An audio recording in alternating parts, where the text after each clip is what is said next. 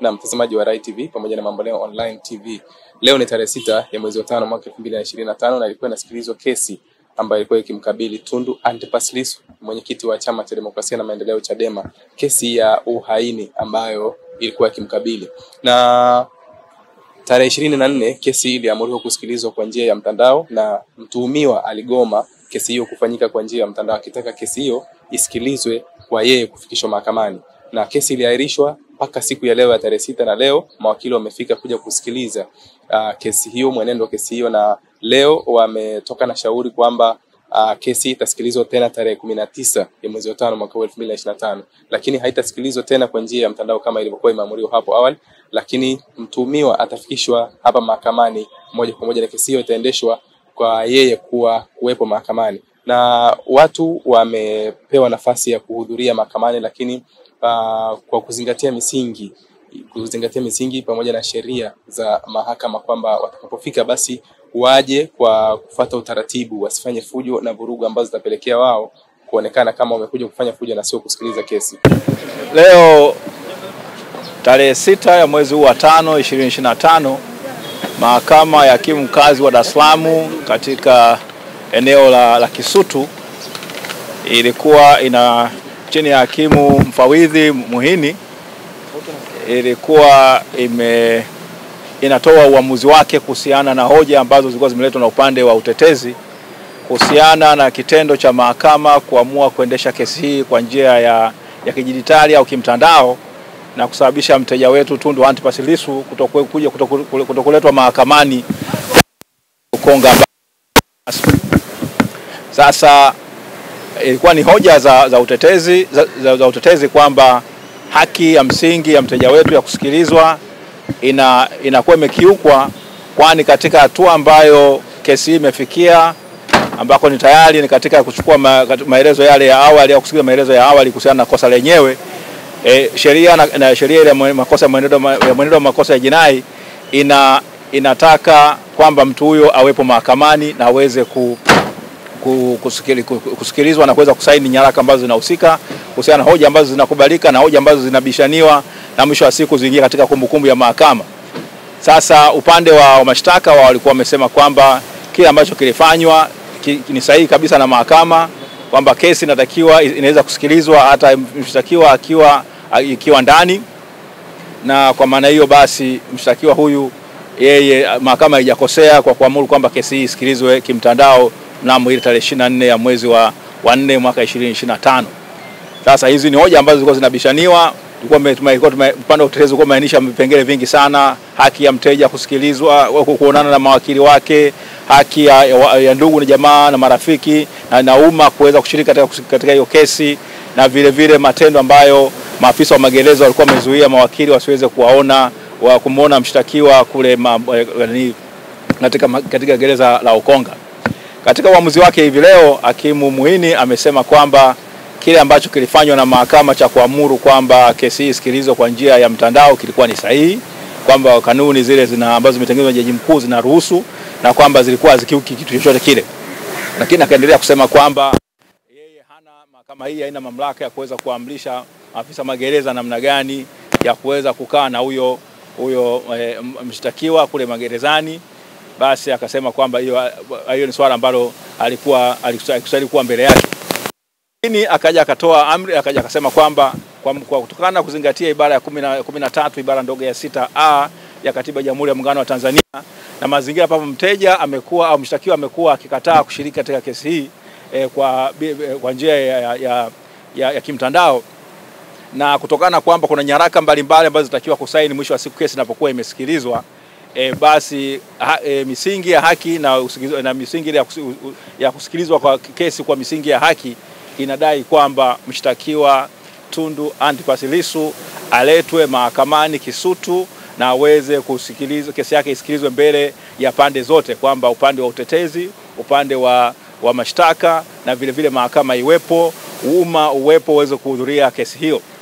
Sasa kwa masingio basi ile amri ambayo ya kusikilizwa kesi hii kwa njia ya mtandao ambayo ilikuwa imetolewa na hakimu mnamo ile tarehe 23 na 24 ya mwezi huu, ile amri imewekwa pembeni, na mahakama kwamba kesi kuendelea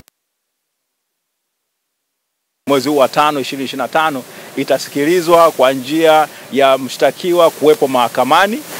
Tundu Antipas Lissu atatakiwa aletwe na mkuu wa gereza la Ukonga kwamba hakikisha kwamba analetwa hapa mahakamani siku ya tarehe 19. Umma unakaribishwa kuweza kusikiza kesi hii, lakini utatakiwa kuzingatia kwamba kesi lazima ukae kwa amani, unasikiza kesi kwa namna ya amani. Itasikizwa katika koti namba 1 ya mahakama hii ya hakimu mkazi wa Dar es Salaam hapa Kisutu, na kwamba vile vile hata watakaokuwa wako nje basi waweze misingi ya amani, vurugu yote ile katika mwenendo mzima wa kusikiza kesi hiyo. Kwa hiyo basi ni kwamba mnamo tarehe 19 ya mwezi wa 5 2025 Lissu anatakiwa aletwe mahakamani hapa, na kwa maana hiyo kwa kweli tunaona kama haki imetendeka, kwamba mteja wetu sasa ndugu waandishi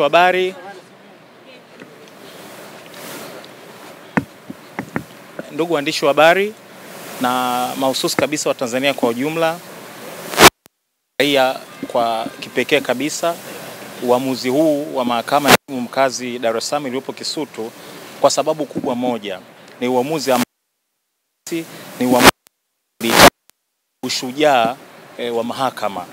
Katika kulialika mahakama iwe kubwa, yani we invite the court to be greater, na kwamba mahakama na tunaamini imejijengea heshima sana siku hii ya leo.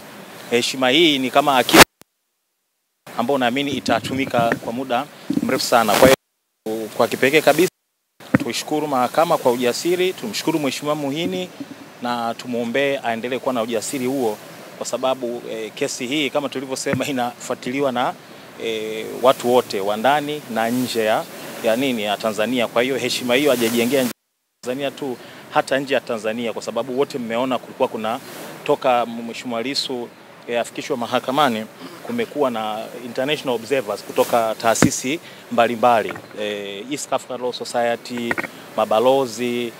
Kwa wale wote wanabeba reflection ya kwamba basi angalau mahakama zetu zinaweza kuwa na ujasiri. Kwa hiyo kwa hilo tunashukuru sana, lakini pia tuendelee kutoa wito kwa wale ambao tumewakemea hivi karibuni, tumesema wana tabia ya kuongea huko mabarabarani, basi waendelee kujionya, kwa sababu hiyo inaweza kuleta madhara katika mwenendo wa kesi. Wajionye sana, wameshamfikisha huyu mtu kupitia kwa wahusika wa kisheria mahakamani, basi waache mahakama ifanye kazi yao, halafu majibu yatakayotolewa sasa ndio wanaweza kwenda kuyazungumzia huko barabarani. Lakini pia tuna report kwamba tulitoa ahadi kwamba tutapigania haki ya umma ya kusikiliza kesi, kwa sababu ingeset a very bad precedent kwa Kiingereza, yani ingetoa misingi mibaya sana kwenda mbeleni, manake ndio ungekuwa sasa ni mtindo. Kwa tuliahidi kwamba tutapigania haki ya wananchi kushiriki kwa mjibu wa sheria ambacho sasa hizi ni maarufu kabisa, kifungu cha 180 kidogo cha kwanza cha sheria ya makosa ya jinai sura ya 20 afanya marekebisho mwaka 2022, kifungu ambacho kinatoa haki ya wananchi au umma kushiriki katika mashauri ya jinai. Kwa tunafurahi kwamba tumetimiza ahadi yetu kwa ujumla wetu kama jopo. Kwa hiyo nafikiri at least katika aspect hiyo hatuna deni. Sasa kunapokuwa na haki kuna responsibility pia. Kwa hiyo watu wetu tunawaomba, kwa sababu masharti ya mahakama ni kwamba wale wanaokuja kuhudhuria wajiconduct properly, yani wajitahidi kuwa na nidhamu. Sasa wasituangushe sisi ambao tumevuja jasho na damu mpaka kufikia uamuzi huu. Watakapohudhuria tarehe 19 waje kwa utulivu, ili wasitoe kisingizio kwa mtu awaye yote kwamba unaona sasa tulikuwa tunakwepa kitu kama hicho. Kwa wajitahidi waje kwa wingi kadri busara nafasi inavyoelekeza, lakini watakapofika basi wajitahidi kubehave kama nilivyosema, ili wasituangushe sisi mawakili ambao tumefanya kazi ngumu kwenye mazingira magumu na tumehudumu hapa alikofika.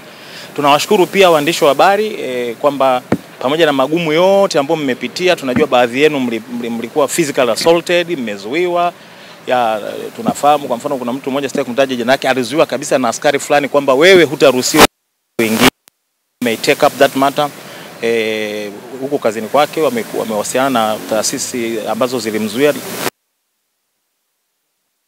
Amekuwa steadfast na kwamba